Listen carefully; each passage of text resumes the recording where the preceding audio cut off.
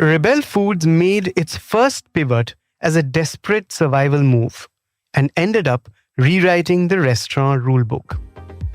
At a time when high rentals were impacting dining businesses, it turned kitchens into brands and built a food tech business without a single dining table. From biryanis to burgers, Rebel today runs over 20 brands across 10 countries. It has its own operating system, automation tech, and swears by a founder-driven culture. In this episode, its co-founder and Group CEO Jaydeep Barman talks to me about how delivery transformed India's eating habits, why brand building matters more than real estate, and when the company's much-anticipated IPO might finally hit the table. It's Friday, the 24th of October. I'm Anirban Chowdhury. This is the Morning Brief.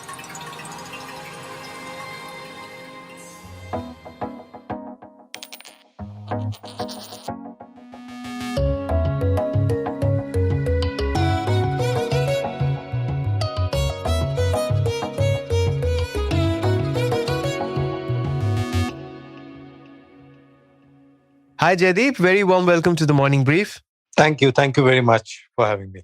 Tell me, you are quite the example of the fact that food brands can be decoupled from real estate. When did it first strike you to do so? Logically, high rentals on real estate would have been a push, but you were also taking a huge risk. You were subtracting ambience and the feel of an outing, etc., from this whole experience. Why did you think it would be successful? Yeah. So, you're right. As the rental costs were very high and we were looking for a survival strategy, we're not making any money and survival was at risk. So that pushed us to get to kitchens rather than high street. But the other thing that was happening in India was, there was a massive delivery tailwind. And last 20 years, consumer sectors that got internetized. Like first it was books, then travel, then cars, then, clothes, and food was probably the last frontier. And it started happening with 2014-15. And I think India is a perfect market for this because, in the US, you can put up nice infrastructure, you can drive through, etc. And there is one statistic that people don't know. 50% of McDonald's sales in the US is drive-through. Only 5% is delivery. In India, 50% of McDonald's sales is delivery. I think this going out and celebrating will always remain. But there are so many other use cases where delivery is a much better option. Right. And on the other hand, in an interview, you've also called India one of the most unrestauranted of markets. But then, as you and I know, people love to eat. So that clearly was a gap that you wanted to fill also, right? And that would have driven your vision too. Absolutely. Absolutely. We love to eat, but there are like 60-70% of the use cases where, if food comes to me, I'm good. Unrestauranted is really, today, if you look at high street restaurants penetration in India is 35 times less penetrated than China in terms of, number of restaurants per capita. So that's how. You mean it's 135th of China? Is that? 135th. Wow. Yeah. Right. For our listeners, would you take me through your top 3 pivots or light bulb moments over the last few years? Yeah, I think the first one came, once we moved to kitchens, we had this light bulb moment that food is the only consumer goods where, people are not segments. Like typically, if you take any other consumer goods, cars, FMCG or clothes or whatever, there is a mass segment, there is a premium, there is a mass premium, etc., etc. But if you think about food, we go to a 10 rupee chai, and also go to a 5-star hotel or a fine dine. We have like 100 rupee quick lunch and also go and have some fancy sushi or something like that. So we realize that food is the only consumer goods where the use cases are segments and not customers. And as a result, we realized because we are not on the high street, we are in a kitchen, we can actually target all these use cases from the same infrastructure because we don't have a facade. So that was light bulb number 1. Number 2 was, then we launched pizza under Faasos, but nobody bought. So we realized that Faaso is known for rolls, not for pizza. And in food, one product, one brand. Starbucks is coffee, Domino's is pizza. So then that was the second light bulb moment, that we can actually target different customers in these different boxes. But for each box and a product combination, we need to have one brand. Then only that brand can, like Behrouz is for biryani. And then finally we realized that all these complexity, etc., we needed to have a very strong tech-led operating system to manage all of this. That's when, between 2017 and 20, I think we built, again, nobody had this problem before us. We had to build it. There was no software, no technology available for this kind of a problem. So we built it ourselves.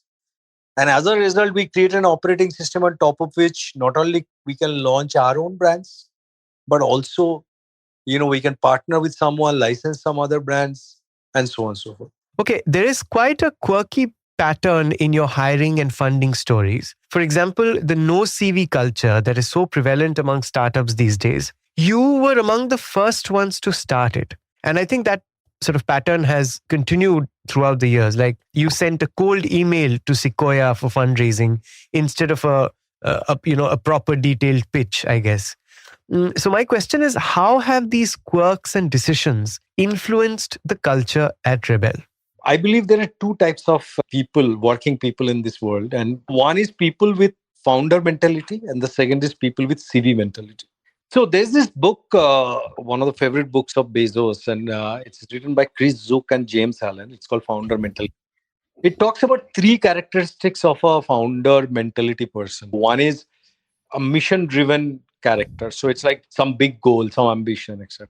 Second is frontline obsessed. Like they want to be on the front line, want to work with people, grow people, want to be in touch with the customer, that personality. And the third is thinks like an owner. Like an owner always thinks long term. Owners thinks company first, and so on. So these are characteristics that I believe are most important when you are building something from scratch. And then I did what you mentioned, which is I sent an email to all the groups that I belong to about recruiting someone. And we asked not for CVs because I wanted people not to tell me, what their CVs were. I wanted people to tell me their work, their passion, how they behave, how they manage people, etc. And that was how the interviews were conducted. And we recruited 8 people. 5 of them are co-founders at Rebel. 3 of them have gone on and started their own companies like The Whole Truth, Mosaic Wellness, Fable Street is Adarsh is a co-founder. And that then carried on. We continue to do that. Even today, you can't apply to Rebel Foods with a CV. Right. I'll keep that in mind if I ever want to join your communications team or something.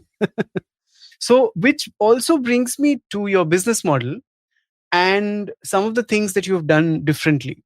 Now, Rebel is unusual in that it doesn't just provide infrastructure like, say, Cloud Kitchens does. And why I'm mentioning Cloud Kitchens, we'll come to in a bit.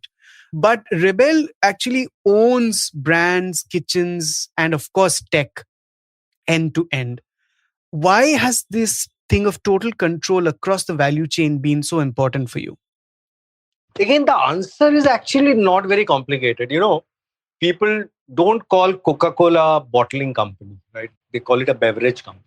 Amazon is not a warehouse company. It's a retailer, like a e-retailer, whatever. Blinkit is a quick commerce company, not a dark store company. So similarly, we are a restaurant brands company, just different from the current QSRs that we use cloud kitchens. So it starts from the brand. Everything else is to support the brand. But then again, running different brands from sometimes the same kitchen, like biryanis, pizzas, wraps, desserts, it sounds to me a little operationally chaotic. So, what have been your biggest challenges of running, I think, 20 plus brands under one roof? And how did you sort of build your processes to tackle that complexity? Yeah. It was super hard, to be honest. And the way we tackled this was, again, from first principle thinking, as I was saying, every five-star kitchen actually is a source kitchen for 3 different restaurants in the five-star hotel, right? Like there is a Chinese restaurant, there is a pizza place, there is a Indian restaurant, but served by the same kitchen. And even at our home, everybody cooks different things. So from first principle, it is possible to create a kitchen. In our view, cooking is combination of three things: ingredients, dispensing, what to put when in what quantity, and third is a combination of temperature and movement. So if you really break it down and have a culinary innovation mindset, then you would be able to, over time, will be able to create processes which can cater to complex things. I think the thinking is this, that a kitchen can do many things if the processes are streamlined, automated, tech driven, broken down into simple components. Tell me about the tech stack. I think in your initial days, you used to accept orders on Twitter as well. This is something I've read somewhere. And of course, then you've developed over the years. You've developed your own operating system. I don't know if any other food company has that. You have an SAP ERP system integrated with the culinary stack. You have automated dum cookers, which you use in Behrouz Biryani. What drives this tech frenzy at Rebel? How has it helped? And what more can we expect? See, I think you are right. We used to do Twitter orders at one point in time. But I think what see or what customers see for our brands actually the tip of the iceberg. The big part of the iceberg is actually underneath, which is the operating system that we built over time. So when an order lands in our kitchen, and it can come from Swiggy, Zomato, Rapido, IRCTC, our own app, or whatever, like a bulk order, it could be anything. But the kitchen person has to look at the order, make it to the specification, and ship it out. So technology is the only way we can deal with that. You know, inventory is another. So we use, more than 550 SKUs across our brands. And they come together to create the products, etc., based on the operating system. So we created a demand forecasting model where we can predict what kind of SKUs would be required in a particular kitchen at a particular time of the day, etc. All that is again integrated. Nobody has to imagine, okay, this much I have to order, this much I have to procure, whatever. So over time, we tried to simplify the work of the kitchen team member using technology. That is the fundamental thought. Recently, we've started one thing where when we launch a new recipe, we can push that recipe over the internet to our kitchens, to the machines, so that earlier a new product is launched, there used to be manual training in every kitchen, but now we can push it through internet. It's a continuous journey. We have 100 people tech team focused on building this operating system, creating this tech stack for us forever. Tell me a little bit about your fundraising. I mean, of course, you are probably one of the only or the first food companies to become a unicorn, and that happened in your Series F funding, which was by Qatar Investment Authority. But of course, the first round of funding, which I referred to earlier also, but you should talk to me about it, was that cold email you sent to Sequoia. And the other interesting one was a small check from Travis Kalanick. So I want you to talk about all that and how's the journey been and what were the lessons you learned from the people you associated with. It's never just about the money, it's also about the kind of partners you get. So what were the lessons learned? Yeah, I think, the cold email you were talking about, it's actually right. I wrote a cold email to GV, who is still on our board in Sequoia, because I always thought that the best venture capitalists in the world, they are looking for a unique insight. And we had a unique insight, and I sent it to GV, and he responded, and then, it worked. And I'm so happy to have Sequoia as our first institutional check, because they are still on our cap table. They still own a significant part of Rebel 14 years down the line. So recently, Temasek and KKR came onto our cap table. Again, very, very long, funds. On Right. Travis, it was a happenstance. I actually have not met Travis face to face. I don't even remember, like 6-7 years back, someone connected us and I said, we are doing this. Someone from his team immediately said, can we put, a little bit money? And we said, okay. But that's it, really. So it was not like, we had long conversations or anything, because they were trying to do something in the US.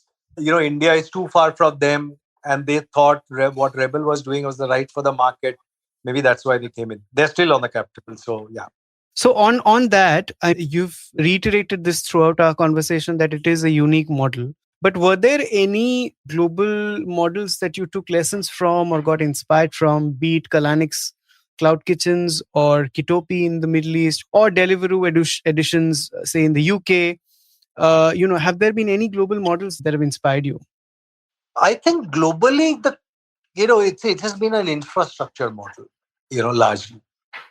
And Kitopi is probably the only exception. Kitopi also came a little later than us. Over time, we keep studying, what's happening across the world. There are this another model that has come up, which is like you give the brand, but someone else into someone else's restaurant. And we tried doing that in UK a little bit, etc. But largely, I would say most global models were infrastructure models, and we never wanted to do that because as I said earlier, we wanted to build a restaurant brands company and not an infrastructure company. Is it true that some of your overseas businesses or outlets in the UAE and UK are more profitable than in India? Do I have that right? Yeah, and I think we are not unique. Any business, if you look at the ARPUs, the revenue per user, AOV, etc., always much higher in Middle East and places like that. Despite the volumes here, even in food, you mean? Yeah, but the volume is massive in India. So if you really think about today, we have 25 kitchens in Middle East. Maybe it will go to 100. In India, we have 400 kitchens. It will go to 5,000, I believe, in the next 20 years. So kitchen level profitability is higher in UAE, but again, size of the market is also limited. So even if we earn a little less in India, but also the payback, the capex that we incur in UAE is much higher than in India. So if you look at the single most important metric of a business, which is ROCE, return on capital employed, that way India will be always better than any other market for us.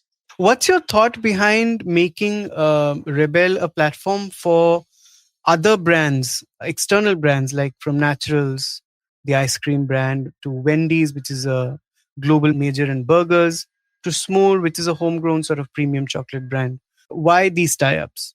Yeah, actually, as I was saying, we wanted to bring different brands and products to the neighborhoods, to customers. Now we started with our own brands. Then there was a time when we were thinking, should we launch a burger brand? And then we realized already there is an oligopoly, like McDonald's and Burger King are there. So it's better to partner with someone. So Wendy's, it's what Domino's is to Jubilant, Wendy's to us. We own Wendy's for India. So it's same master franchisee agreement. So it's not like it's a third party brand as such. It's more, we wanted to be in a premium dessert mission where people celebrate, they order a fancy cake, etc. And we are 70% owner of Smoor now. So it's not again a tie-up. We own Smoor. So similarly, we thought, what are the other areas where we do not have a brand, but we could partner with someone. And it actually happened during COVID when, a lot of these players had to shut their offline stores, and they came to us and said, can we piggyback on your network and tie up with you and put our products in your kitchens to be delivered to the customer? And Naturals, Marua Donuts, ITC MasterChef. So these tie-ups where they operate out of our kitchens, use our technology, etc., and we deliver. So chances are when you're ordering from Swiggy or Naturals ice cream, it's coming from one of the Rebel kitchens, for example. So that's how we kept moving the model forward, saying that we started with our own brands, but can we buy other loved brands? So that's how we've been building. Okay. Over the years, we've spoken about how you have deftly sort of handled so many brands, but over the years, you've been ruthless also in pruning some of those brands and doubling down on your core performers. What makes you decide that something is working? Is it just as simple as whether it's selling or not, or are there other nuances involved? Yeah, so I think we are very different from a typical QSR. When you launch a new restaurant in traditional sense, you have to first put the outlet, spend a couple of crores, and then whether it is going to work or not. This is the only kind of consumer goods in the world where you make all your investment before the first customer comes in. over time, the way we thought about this is we can launch brands in 2 kitchens and see whether customers are liking it or not. And then we take data on 2 accounts. So one is whether customers are loving it, their reviews, their ratings, etc. And second is whether we are making money, whether there is enough contribution margin for us or not. Once these 2 boxes are ticked, then we take the brand to a city and then pan India. So at any point in time, there are like 10 experiments that are going on at Rebel. But we don't have any cost for those experiments. It's like zero incremental cost, unlike starting a new restaurant in a traditional sense. And I don't know whether we have actually pruned a brand after it has scaled up. We've pruned Sure. many brands at a small scale because they have not this product market fit of customer rating and unit economics. How many have you pruned in the last 3-4 years? Maybe 6-7 brands we pruned. Tell me, as per your latest results numbers, you've narrowed your losses. But when do you see profitability? And of course, most importantly, when do you see the IPO? Yeah, I would say soon. Maybe sometime this year we'll turn profitable, maybe second half of this year or last quarter of this year. Then next year, maybe IPO. Finally, it's been quite a journey for you, Jaydeep. I heard an interview that one of your first assignments was selling television sets in an area which had no electricity or very little electricity. And then realizing that your love for chicken rolls could be a business, to quirks like cold emailing Sequoia, to finally now running a unicorn in 10 countries. What's been a great lesson for you as a founder about scale that you think that many others get wrong? Yeah, I think there are, I believe, 2 types of consumer companies. One is stuff that has network effect, like social media or marketplaces like car hailing, etc. But that's only 10% of, let's say, the number of consumer companies. The other 90% are not network effect companies. Now, if you are in a network effect vortex, then you have to scale very, very fast. Otherwise, you'll die. So if you're on social media, you have to be the number one social media as soon as possible. Otherwise, you can't survive. But for the other 90% of the cases, I have realized that fast scaling, there is no price for that. I have reflected on this for many, many years. I was a mountaineer and I still go to the mountains very often. Wow. One thing about mountaineering is if you climb too fast, you run out of oxygen, you have high altitude sickness. Sometimes you die. So the right way to scale a very big mountain is to go slow. And there is a saying in mountaineering called climb high, sleep low. That means every time you climb high, you actually come down a little bit and sleep lower than your highest point so that your body acclimatizes better. And I think this is so true for businesses, 90% of the business, consumer businesses, that if you try to scale too fast, you will get high altitude sickness. If you want to really build a big company, and change something in this world, you have to go slow. And I think this is where I made most of my mistakes. Sure. I think in business, I have realized if I had to start again, that's the one change I would make. And I believe that's one thing people need to keep in mind. Jaydeep, thank you so much for joining us. It was lovely to have you. Thank you.